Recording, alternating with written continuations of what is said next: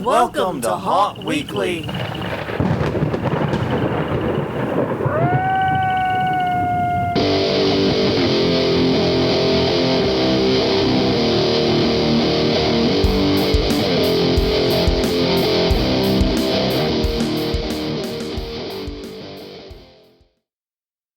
Hello, everyone. I'm Jonathan. I'm Crystal. And this is Haunt Weekly, a weekly podcast for the under-attracted haunted entertainment community. Whether you're an actor, owner, or just plain aficionado, we aim to be a podcast for you. And we return to you this week happy that our city is back to normal. Mostly. As normal as New Orleans ever gets, we'll say. That is a very true statement. Yes, we will say that. We're sorry we're a day late this time, but we have reasons we'll get into in a little bit. But mostly right now, we're in a celebratory mood just because we got our city back. Because we've been surviving some interactions with some of the worst fucking neighbors you can fathom. The NFL. Ooh. Yes, indeed. We're going to be talking about being a good neighbor as a haunt and some of the ways that being a bad neighbor might impact those near you and your haunt itself. If that doesn't sound like your cup of tea, hey, I understand. There's 474 other episodes.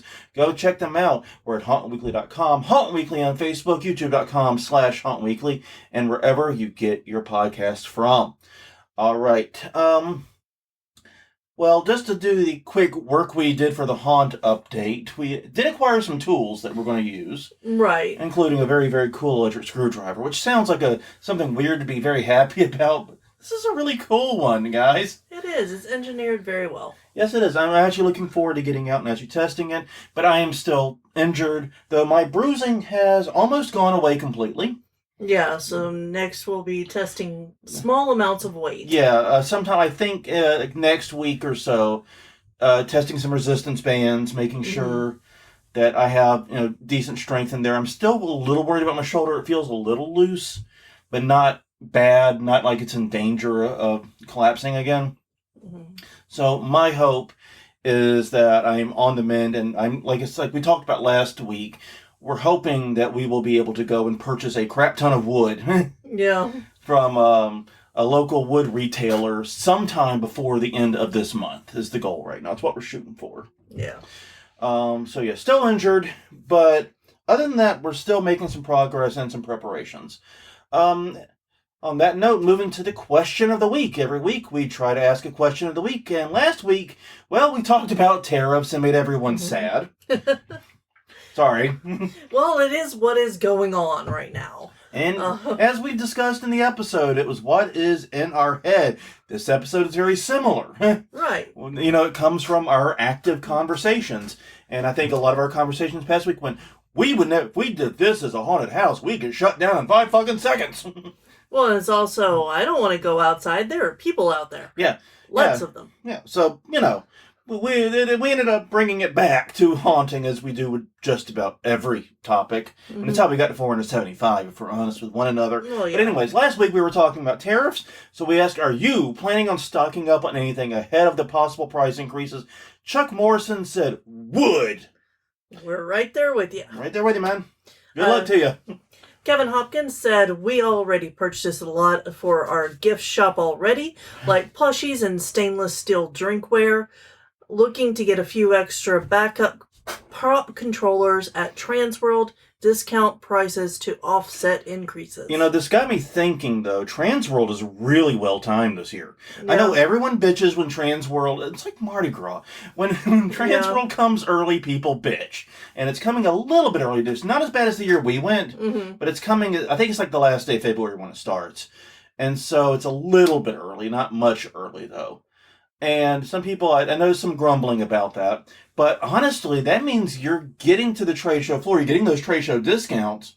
And you're in before the tariffs, other than the 10% to China tariff, has had a chance to take effect.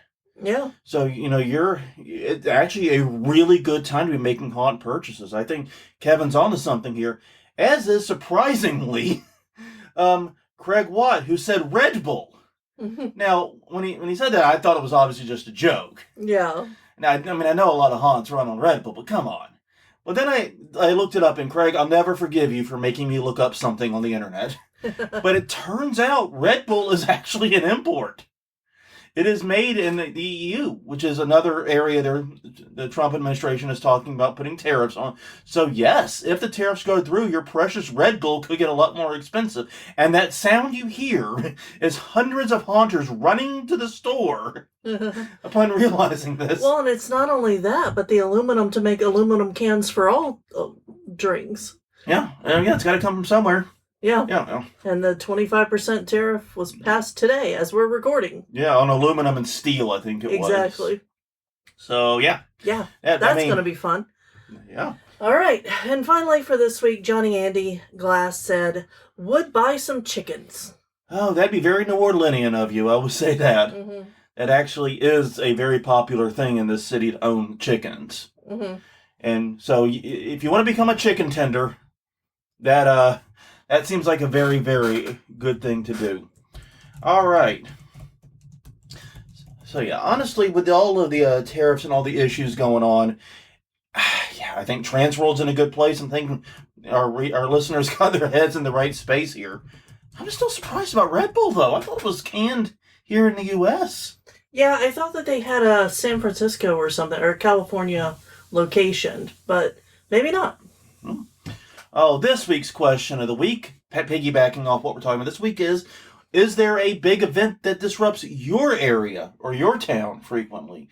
Let us know. Obviously, Obviously, we have a ton. We have a ton. But let us know what goes on in your neck of the woods, literally or figuratively, depending upon the nature of your haunt. Yeah. Let us know at hauntweekly.com, Haunt Weekly on Facebook, and youtube.com/hauntweekly.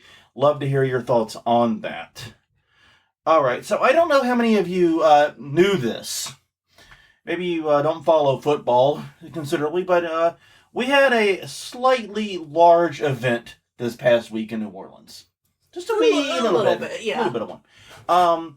It was, of course, the Super Bowl happened this past Sunday, and the world was treated to watching the Philadelphia Eagles absolutely crush the Chiefs. Mm-hmm. An amazing performance by Kendrick Lamar. Yes. And apparently there was a Puppy Bowl, too. I know less about that.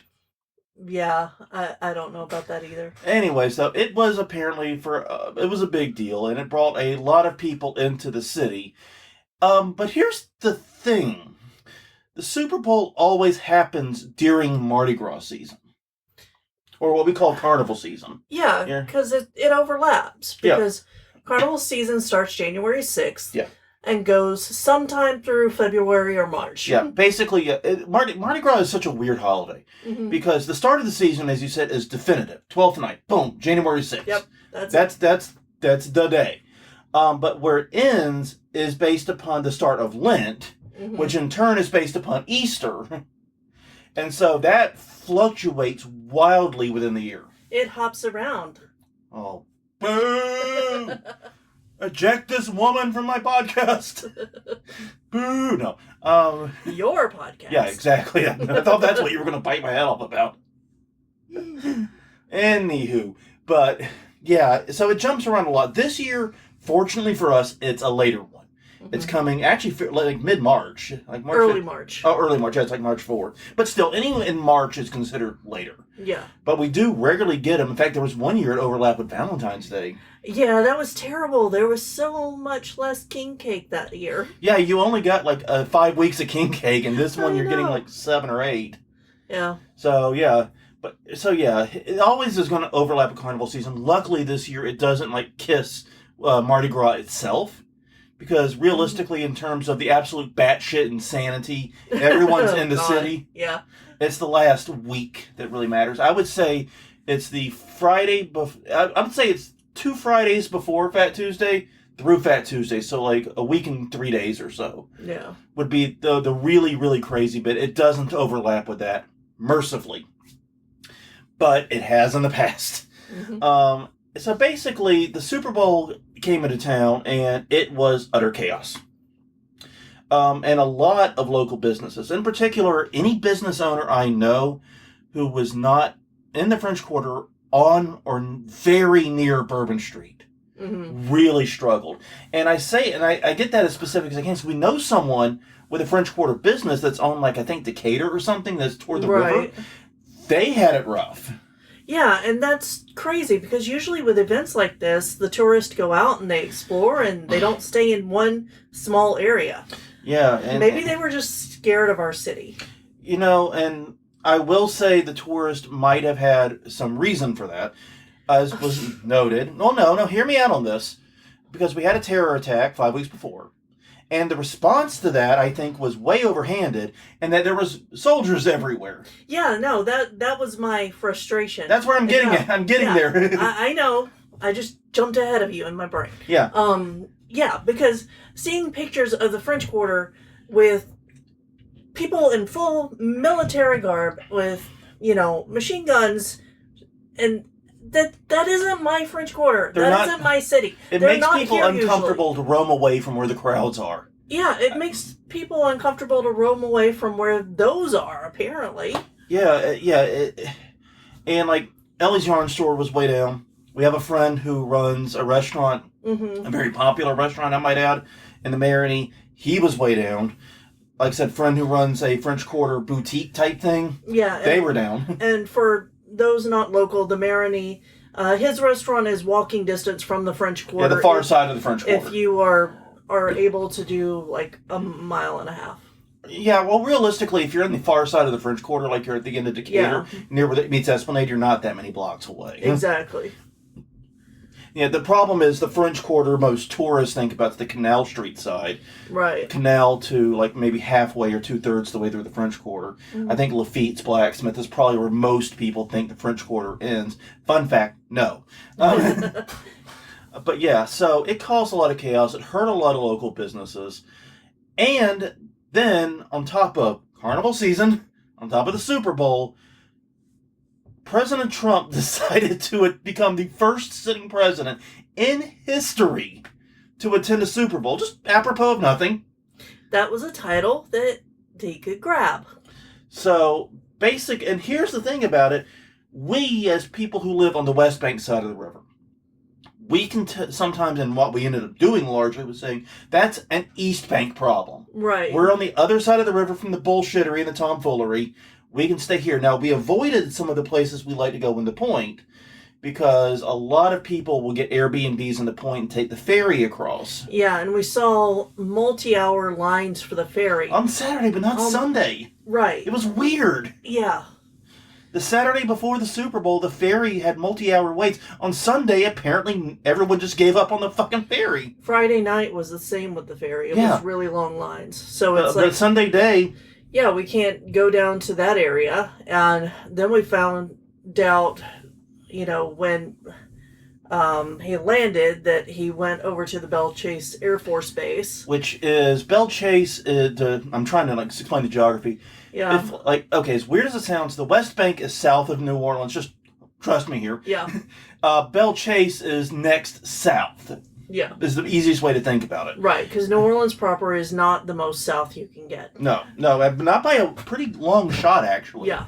So he flew into the Belle Chase Naval Air Station, which meant his convoy went up the West Bank Expressway and toward the center of the city, blocking off all West Bank traffic. Yeah. So directly impacting us. Now, luckily, we weren't trying to get around at that time. No, we had already decided we were staying home Sunday and not doing any of that shit. Some very smart person made a picture of mimosa first thing Sunday morning, and that ensured I had zero reason to leave the house all day. Mm-hmm. Yeah, so that was actually very wise. I had no desire to leave the house at all that day. But yeah, basically it was a fucking nightmare. Businesses were hurt. Mm-hmm. Everybody was inconvenienced. Yeah, traffic was horrible. All of the times that I was driving in it, because I had to go across the river 3 times last week. And then we had the epiphany that we often do in these situations, which everything we just said about the Super Bowl is things that people have said about haunted attractions. Other than President Trump going to one. Well, yeah. President Trump cavalcade is a little bit much. I'm going to admit that one. But the blocking of streets, the heavy traffic, the unpredictable schedules, the noise, the inconveniences. Especially in smaller towns that aren't used to having an influx of people. Yeah. So we decided to actually sit down and talk about how haunts can be more neighborly, be better to those who live and work around them. Mm-hmm. And to that end, we have to start with the bitter truth.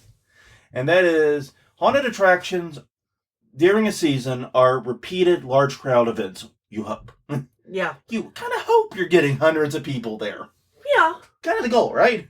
It is the goal to be popular, yes. You want to get hundreds, if not many thousands of people there damn near every night you're open. And that is a large crowd event, especially, like you said, in places that aren't used to seeing crowds. If you're in a small town of 500 people, an influx of another 500 people effectively doubles the fucking population. Right. So be thinking like that, So yeah, it can be very, very disruptive. And that can cause a crap ton of problems. As we learned this week, access to the streets can get blocked off either intentionally or unintentionally. Trash. Mm-hmm. People are fucking disgusting. Yes, they are. I do not wish to explain that any further, but people are fucking disgusting. And no matter how many trash cans you put up, trash will be an issue. Mm-hmm. Noise. Yeah, there's a lot of extra noise in the city and, Oh, yeah. Well, and especially, I was thinking about it. I mean, I looked at the videos people shared of the lines at the ferry. Right. And one of the things I immediately noticed was how loud it was. Oh, yeah. Everyone talking, everyone shouting, trying to be heard. And I kept thinking, if we were on the patio at Crown and Anchor, that's the bar we took some of y'all to when you came to New Orleans, but the patio there, right near the ferry landing, we would probably barely be able to talk, yeah, over that loud noise. Right. Well, people bring noise. Yes, they do. And haunted houses are, a place that noise is created on purpose. Yes, and it's not in here. You're not dealing with just people noise. You're dealing with actor noises. You're dealing with hopefully some screams and some shouts and maybe even a chainsaw too. Yeah. Yeah, a lot of noise. And also, dear God, air compressors. Mm-hmm. I swear to God, air compressors are somehow the noisiest thing based on volume of device. They compete with babies in terms of noise per cubic inch. It's crazy. Yeah. It's just amazing. And of course, there are safety issues around. You got all these people roaming around. It becomes a haven and a concern for pickpockets and other crimes of person and or property. Mm-hmm. And it's a general disruption. And we've been doing a lot of news episodes. Yes. And when we talk about haunts getting forcibly shut down, i.e. the city or some official is shutting them down, ordering them closed, there's two reasons that come up over and over and over again. First is safety, which, good, obviously. Yeah. Unsafe haunts need to be shuttered. Yeah. I'm not going to defend unsafe haunts. Mm-mm. And the second is being a bad neighbor. There were several haunts at the start of the pandemic, for example, who got these massive crowds, were unplanned for them, caused chaos in the local area, and then suddenly permitting and other issues that had been kindly ignored by the city became issues. Exactly. They suddenly looked at the paperwork and said, oh, we can shut you down legitimately using this. Yeah, exactly. They were trying to find a way to shut this haunt down that they saw as being a nuisance, mm-hmm. and that was the way they found. Yeah. It really comes down to that. Well, and it's also, there was one case in Florida that really pissed me off because it was a home haunt that had been there for years, and they said that they were being shut down because of crowd size, but the Christmas show that it was able to still go. Yeah. Even though it drew many more people to the same area. Yeah. Same street. It's crazy. Yeah. Yeah, don't expect to get a fair shake here. No. Is what you're saying. Pretty much, yes. It's going to be unfair, and you will be judged more harshly than events of similar size. There are always going to be people who are against haunted houses. Yeah, and the thing is, even people who like and are fine with haunted houses mm-hmm. view them very differently than any other event. And Christmas is the obvious one. But, think about, the 4th of July fireworks. Yeah. That happen here. That brings thousands of people to areas of the river that don't normally see that many people. Right. There's always discussion about how much trash is left over after the 4th of July. And no one seems to be questioning the trash or the crowds or the safety of that. But, yeah, a haunted house, as you just said, Oh yeah. Gets key. So you see, I get woken up at 6 o'clock in the morning on a Sunday to go pick up trash that we did from candy we didn't even hand and out. in defense of those neighbors, they did apologize to us. They did not Yeah, realize it was not us who handed the candy. I When know. we explained it to them, they went, "Oh, we're sorry." Yeah, Yeah, because they brought candy from some Halloween party elsewhere. yeah. We didn't have our street crew or our trash cans out. No, because we didn't expect a whole, apartment Like full 400 of kids, literally. yeah. Like 400 people. One No night. exaggeration. No. One of the fucking worst. Anyway, moving on. Now we prepare for that even when we're not expecting Yeah, it. that was a lesson learned, Mom. That's a mistake you make once. Exactly. You make that once, you're an intelligent person still. You make it twice, you're a fucking moron. Mm-hmm. So anyways, so we're going to spend the rest of this episode talking about ways in which haunts can be better neighbors. And in the end, we're kind of going to talk about how we do it. Mm-hmm. How we tie all this together. Right. The most important thing is location. Yeah, basically, the best way to be kind to your neighbors is to have neighbors that are easy to be kind to. Yeah. Either they aren't there or they're into it. No neighbors are the easiest kind. Exactly. If you like, and the thing is, like, I say that, but I remember a trail hunt we went to in Mississippi that had an issue because the neighbor on the back side of the property was complaining about noise. Technically, they were like half a mile away. Yeah. But that's another question. But theoretically, yeah, having no neighbors is, and from this standpoint, ideal. Well, I would also argue that having a strip mall type haunt where you're used to having a lot of people and a lot of noise is also okay. Yeah, especially since haunt hours and regular business hours don't share a lot of overlap. No. Unless you're Ellie's store. Or you're, yes, for the normal business hours. But we've also been to tourist towns that have year-round haunts that are open during the day. Yeah, exactly. And their neighbors don't complain. No, because they're set up and configured, and a strip mall should have all the resources it needs to handle a decent sized crowd. Yeah. To that end, my view is that most haunts that do really good with this, like traditional seasonal haunts, right, either open in very relatively rural locations or they open in like warehouse locations where their neighbors are not likely to complain about noise and foot traffic much. Yeah. To that end, though, you do need to make sure you have ample parking, day or night. Mm-hmm. And then people shouting, "Howdy, neighbor." Oh, huh? Yeah. Sorry, I can't say the words ample parking without fucking thinking of the song. Yeah. But well, yeah, I can't hear it without thinking of the episode that went gangbusters on parking. Yeah, that was crazy. Yeah, go check out the parking episode. That is apparently like our second or third most popular. I'm not even kidding. We did that thinking there's no goddamn way. People are going to get in the weeds on this one with us. And yet, they did. Whoa, did they. So, yeah, basically, you want to make sure you have parking cleared out somehow. That can mean making arrangements with nearby businesses. It can mean having a lot of your own. But you got to have a way to have parking sorted out so no one's going to get pissed. And make it clear that it's your parking. Yeah, and also clear signage, yeah. Yeah, because that's actually what hurt Netherworld at their old location. Yeah. Their old location was weird. They were in like, on a strode is what I would describe it as. Like one of those old retail weird things, but most of the places are closed. Right. They were realistically the only thing open some quite large distance around. And so there's all these parking lots, but none are theirs. Right. Yeah, and we had no idea because we rolled up and we saw parking, and so $5 or something. So then we go and we park there. And in our defense, this was part of one of our haunt rush trips where we're trying to do like 4 haunts in a night. So paying the $5 was worth it. Oh yeah, totally. Totally worth it because that got us in and out timely, and we actually saw 4 haunts that night. It was great. But yeah, I still don't know where the fuck we were supposed to park there. Yeah, I don't know if some people just showed up and didn't even own the property with like cones and just said, $5 to park here. And yeah, it was a huge parking lot. They had tons of room. But regardless, yeah, you got to make sure you have ample parking. around or have deals arranged for it, and make sure that the place has space for everything you need.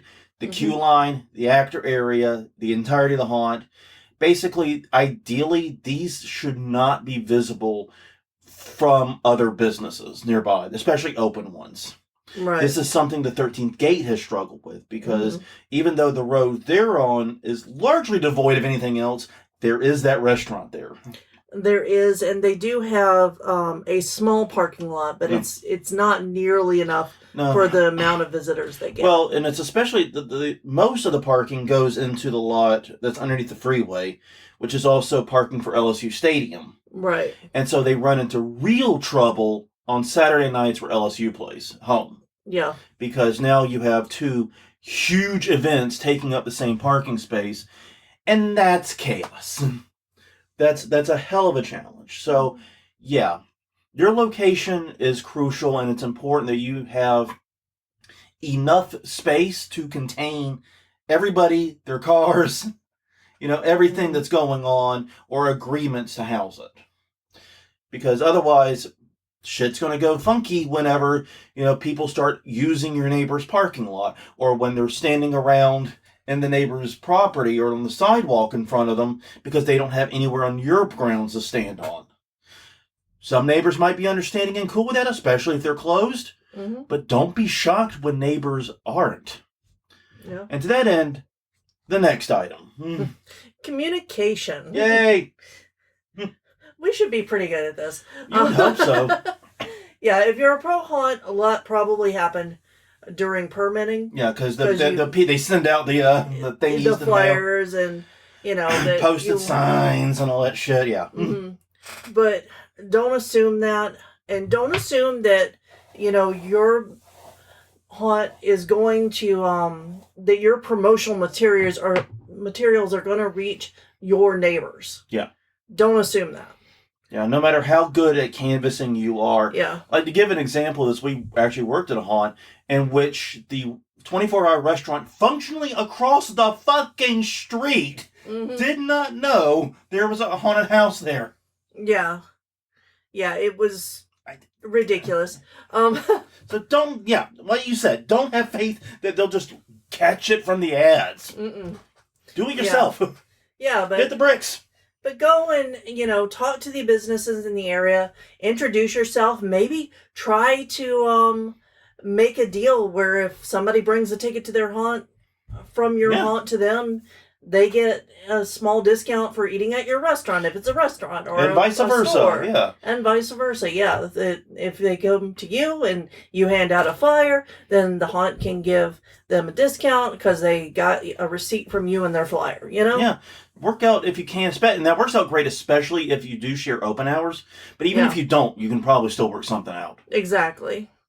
But yeah, the main thing is be proactive, get out there, hit the bricks, talk to these people, get some FaceTime with your neighbors. And no grammar checker, I don't mean FaceTime on my phone. I mean FaceTime as in actually talking to fucking people. Yeah. Basically, talk to them and tell them what you're doing, ask how you can help, strike any reasonable deals you can, and basically keep them in the loop.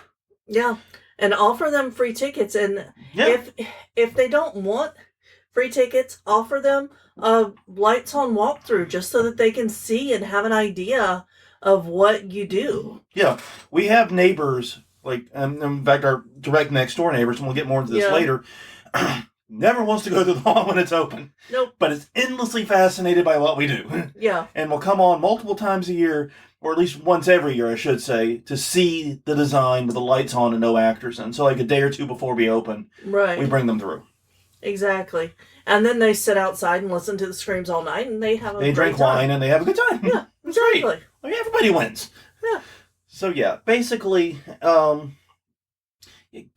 press that flesh, make those names, and then have someone that they can contact when you're open if any situations arise. If kids are lingering on their property, if their driveway's blocked, or anything like that.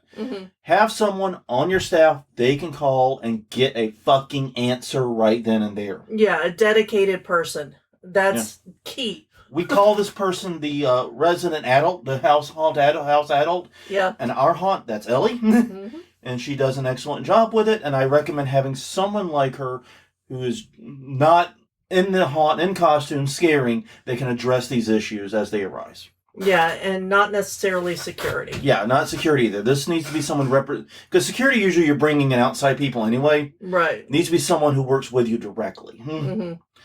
All right, hours of operation. This is important. You need to have reasonable hours of operation. And the thing is, that's not the same as your open hours. You can say, oh yeah, we're open just 6 to 10. Right. That's pretty reasonable sound, and that's very reasonable even. But if you don't get all your customers through until 1:30 a.m., your hours of operation went all the way to 1:30. Yeah. That means you're making noise. That means there's crowds. That means there's inconvenience. All the problems we just discussed are continuing until way late in the night. Most places have strict noise ordinances that begin at midnight, or I should say stricter noise ordinances. Yeah. Like even New Orleans has that. Where theoretically, after midnight, you're supposed to have volume, unless you're a grandfather club. There's a whole bunch of weird rules. But in general, you're supposed to have minimal noise after about midnight. Yeah, unless it's a weekday and then it's 10 p.m. Yeah. For bars. Yeah. Which is stupid. Yeah. And we know this firsthand because we mentioned Crown and Anchor earlier. They have a patio and they have radio that plays on that patio, and that radio shuts the fuck off at 10 p.m. on the dot. They have it automated somehow. Yep.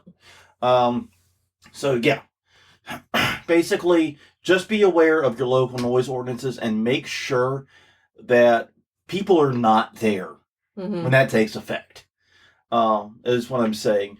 Focus on throughput, focus on getting people into the haunt, through the haunt, and off the property in a reasonable amount of time. Now, you're going to, wait a minute, don't you guys yell at people to try to make it all evening? Yes, we do. Which is why, if you're going to do that, what you should do, it should be in a contained space on your property. You need to have room for them. If you don't have space for that, which a lot of haunts don't, I'm thinking the mortuary here is an obvious one. Yeah. The focus needs to be getting them in, getting them through, and getting them gone. Yeah, which I think the mortuary does, but not by choice. Yeah. Because there's no room to hang out or do anything else there. And the mortuary is kind of interesting because there are businesses near-ish by that overlap with business hours. Yeah. But not really. They're also literally on Main Street of New Orleans, on Canal Street. Mm-hmm. But they're not in the Main Street part of Main Street, if that makes any sense. It does. They're about as far away from the river as you can get on Canal Street, and the riverside is seen as the much more Main Street. It's why you see all the pretty photos of and stuff. Oh, yeah, and if I had, if they did ghost tours and stuff at the cemeteries right around the mortuary, I'd be pairing up with them and running those at the same nights that I was open. And yeah, you could do the ghost tours like before you go to the mortuary. Yeah. Okay, now we spent time with the real ghosts, now we're going to go see the fake ones. Yeah, or vice versa. But yeah, I could see that working really well. But yeah, they're kind of in a weird position with this. Mm-hmm. They don't have the space to hold people, and there's not, even though they're in a busy area, there's not really anywhere to direct people to. Yeah. Yeah, so if you do have neighbors and you are trying to be a good neighbor, then in and out is probably the best thing you can do. That's what we have to focus on as a haunted house, as a home haunt. We focus on that. If you want to keep people on there, which you should, you've got to have a place for them and things for them to do. Right. And probably a wall or something to help dampen the noise. Well, one thing I did like, I'm trying to remember which haunt it was we went to in Georgia. No, it wasn't Georgia, it was Houston. That had the really good fire pit and all that. Yeah. And the actual haunted houses formed a ring around it. Right. And that's also kind of what Scout Island did the year it was open. Mm-hmm. You were surrounded, it's an island. It's a literal fucking island. Yeah. And so you're surrounded by water. But even beyond that, the buildings and things surrounded, you had an open area in the middle that had the rides and the foods and the odds and ends. Yeah, exactly. And so, yeah. The carnival stuff. Nobody, and plus they're in the middle of the city park, so they weren't going to disturb anyone anyway. No. But it was an interesting layout, and it would have protected everything well if there had been other businesses nearby. Right. That's what I'm trying to say. Mm-hmm. All right. Next up, have security presence. Yes. You know, so they should be visible and easily recognizable. Hmm. Um, and a lot of people go for the black pants and the black shirt with the yellow security on the back only. I don't agree with that approach. I think they should probably be in high visibility vest or something to say, "Hey, I need that person." Yeah. Especially outside. But Yeah. You've got to strike a tough balance here. mhm, And this is something we learned in the French Quarter we were talking about earlier. yeah, Too much security, too heavily armed, too aggressive makes people really nervous and scared yeah, for the wrong reasons. yeah. Also, the threat of police and jail makes people really upset because there was that one haunt that we went to with Ellie, and it was like, if you touch our actors, we will call the cops. And it was, we found out later that it was actually run by cops and Yeah. local. And you've got to find the balance here Yeah. between having adequate security so that problems are prevented, because that's what security does. Security doesn't stop problems. No. It prevents problems. That's the idea. So it needs to be visible enough to do that, but not so intimidating that people aren't comfortable being there. And as we saw in New Orleans, if your police presence is too strong, too heavily armed, too intimidating, people aren't going to feel very comfortable sticking around. Exactly. And so you've got to find a balance here, enough to assure people and your neighbors, but not so much that you make people uncomfortable. And I like your idea of the high vis vest. Yeah. I really do think that security should be in high visibility garb, just because you want them to be seen. I mean, yes, you're going to have hidden security elements, but those are called cameras. Yeah. You don't have to put a reflective vest on your cameras. I don't think that's good. If someone's going to send me an image of a security camera and a reflective vest now, I just know I'm going to get one or two of those in my inbox now. Yeah. But the point is, strike that balance, reassure both your customers and your neighbors without intimidating. Tough balance, get it right though. Finally, get all of your actors and employees on the same fucking page when it comes to your neighbors. Make sure everyone knows what their jobs are and how it relates to those around you. I don't let actors who aren't trained or given permission to be in the front of house, where they might be visible or have neighbor interaction, be in that position. Limit who can be in those spaces and make sure that those who are cognizant and aware of the neighbor's existence, what they want, and how to steer the crowd so that they do not negatively impact your neighbors.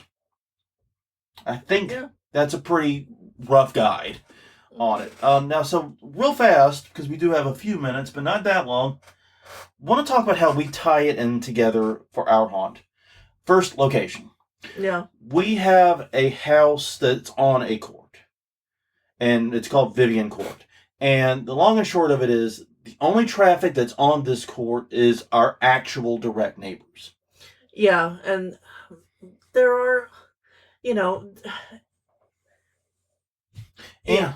And it's also interesting because it's a horseshoe court, which means that if for some reason the side nearest us gets blocked or inaccessible, which it hasn't happened yet, but if it did, you can just go around the other way.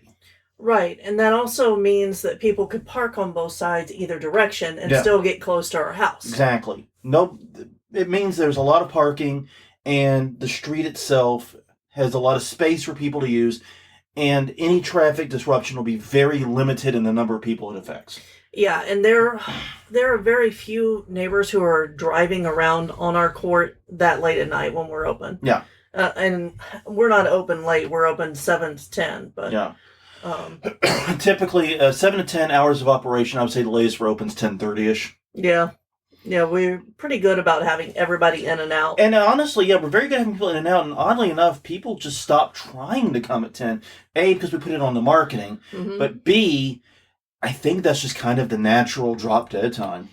Well, in the past, we've had a couple of people come in, like 15 minutes after. Yeah, but we had been dead for a while, so we closed at 10, and then they were sad. So they came back the next day before 10, and I think that messaging has gotten out that no, they mean 10. Yeah, when we say 10, and we mean if you're in line at 10, Yeah. you will go through. We will bust our ass to get you through, but we will not be taking anyone on after them. And that is for our neighbors. Yeah. Because we want to be completely clear by 11. And by completely clear, I mean not just have all the visitors gone, all the customers gone, but have trash picked up, things in order, signs taken in, all that stuff that we have to do. So we want to be completely clear by 11.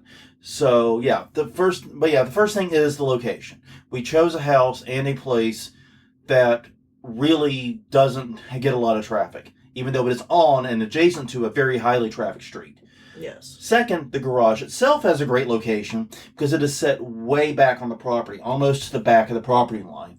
Right, and so there's no house, like a room in a house that people would be in. Yeah, butted up against it one way or the other. Butted up against it. And our queue line can go a long fucking way before it hits the street. Yeah, and I would say that the garage is probably more than 30 feet from any room in any house, including I think it could go 50. Including the ones behind us. Yeah. I think it can go 50 because I know the room in Margaret's house the actual closest room is not occupied. It's more of a laundry space. And the neighbors behind us have a shed of their garage. Own. Yeah. Yeah, but then there's like a big yard between their garage and the back of their house. Yeah, so. Nobody is in a room. There are no occupied rooms within 50 feet of our garage. Yeah. And that does help a great deal with noise issues and noise complaints. And it also is a great position because it gives us a chance to use a full queue line and ensure that unless even when we're really busy, like on Halloween night lately, we have not had the line out to the street. And I consider that a point of pride. Yeah. Because that means we fixed the throughput issues. Exactly. It's like, oh, we ran a line that went 6 hours long. Well, fuck your throughput. Yeah. Right? Exactly. That is not a brag. No. You need to understand what to be proud of. I hate to say it, but it's true. But yes. So that is a big, big help for us. The second thing that we are big about is that communication we talked about. We haven't done it in a couple of years. We probably need to redo it. But our neighbors have been very static. Right. So we haven't had to. But we used to go around sometime late September whenever we got the flyers in. And bring little goodie baskets to everyone. They had a couple of flyers with it. And say, look, this is what's happening. This is Ellie's phone number. Please let us know if you have any questions or concerns. We'll happily address them with you. And that has gone so far to buttering things up. It really has, because people know which days to expect us to be open and which hours and who they can get in touch with. And they get goodies. And they get cookies. And Ellie's cookies are fucking amazing, so I think that really is a significant chunk. Bribery is not as unethical as people make it out to be. Yeah, and I think that we'll probably do little bags or something. In addition to the cookies, we might do, put in some little prizes for all of our neighbors. Like little that sounds like a good idea. Bugs or little crafty things, maybe. Yeah. That'd be fun. Yeah, especially for 20, because this is our 20th coming up. We talked about hours of operation already in terms of our haunt and how we play it. Basically, we stopped taking new people at 10. We've never been operating past 10:30. And especially now that we got our throughput issues cracked, we haven't really been open past like 10:10, realistically. So I'm really proud of that. I'm really proud of how much we've been able to cut down the crushing line. Because as cool as it is to see all these people here for you, as cool of a great feeling that is, the goal should be to get them in the fucking haunted house. Get them in, get them out. Jeez. And as far as security presence, I run front of house. On Halloween night, we have a 5-person front of house crew. Other nights we have 2, which is me and Farrell. Right. But other nights we have the trick-or-treat team, Ellie, and others running front of house. And a lot of their job is just to be adults with authority. Yeah. In front of the house. And I'm really digging the idea of getting them high visibility vests now. Well, at least Ellie. Yeah. She looks smashing in orange. Shut up. They make hot pink high visibility. Yeah, that's vests. true that you do. They can do that. So getting something like that so people can easily identify her as quote-unquote staff or whatever would be a big help. But that's basically their job, is to be the front of house team. And we equipped them with walkie-talkies last year and made them the happiest people on the planet. I know. I did not expect that to have such an impact. But the main thing is we have them there on the nights we're busiest, and they do a great job. And with the very specific instructions, get people in, get them candy, get them in the line, get them out, get them gone. Yep. And it's a very specific set of instructions. And honestly, we do far better on security because everyone who's working it, other than Farrell, is ridiculously nice. Like OP niceness. And basically, it's like, okay, if the nice doesn't work, we bring in the 7-foot monster. And if that doesn't work, we bring in what the 7-foot monster is scared of, which is namely Ellie. That's actually true. Yeah. But all in all, it's been a pretty good system, and it's helped us operate for 20 years without as much as a single complaint to the police or authorities at all. No, we had one neighbor, one neighbor get annoyed because somebody had blocked his driveway, and this was pre-Ellie. Yeah. So he didn't know who to get in touch with in order to and some of these, and that's just it. Some of these neighborly suggestions we came up with are lessons we learned the hard way. Exactly. And putting out the trash cans every single night instead of just on Halloween when we're expecting the big crowd. That was a lesson we learned the hard way. Ain't nothing like being up at 7 a.m. with a push broom sweeping the street. I know. It was like maybe 10 rappers. It really wasn't that bad. Not for the amount of kids we had. Yeah, we were blasted that night. I don't mean drinking blasted. No. We were blasted by humanity. Yeah. Anyway. But anywho. So yeah, some of these lessons we're coming at you saying, yeah, we fucked this up. Don't be like we were. Be like we are now. Yeah. On that note, everyone, thank you very much for joining us. Next episode is 467. That is an episode of Visible by 4. It means we will be doing the news. Should be a interesting episode.